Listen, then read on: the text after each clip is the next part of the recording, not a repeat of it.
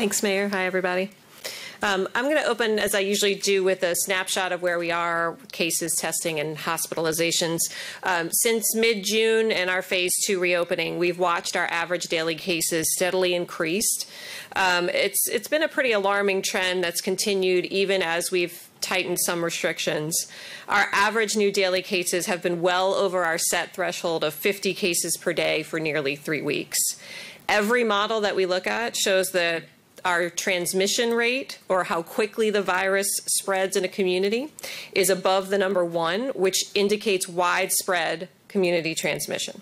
That's clear as well in our positive case rate, the percentage of tests that come back positive, which has more or less doubled since June, as the mayor said.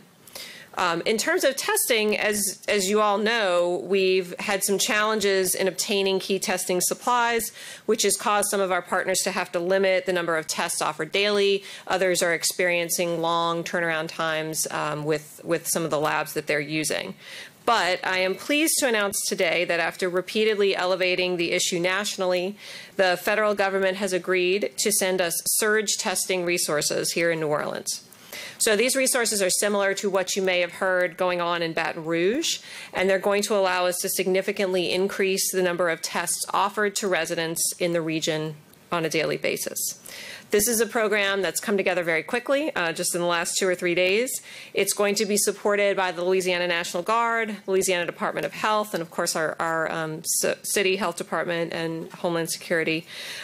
It's going to begin next Tuesday. Our first site's going to be back at the UNO Lakefront Arena, where we had our earliest testing sites.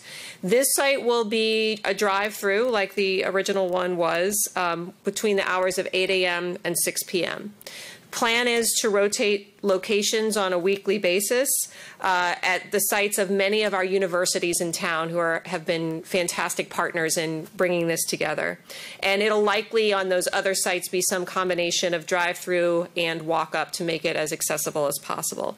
Again, as I said, this is coming together very, very quickly. We will have information for you on ready.nola.gov/testing very soon.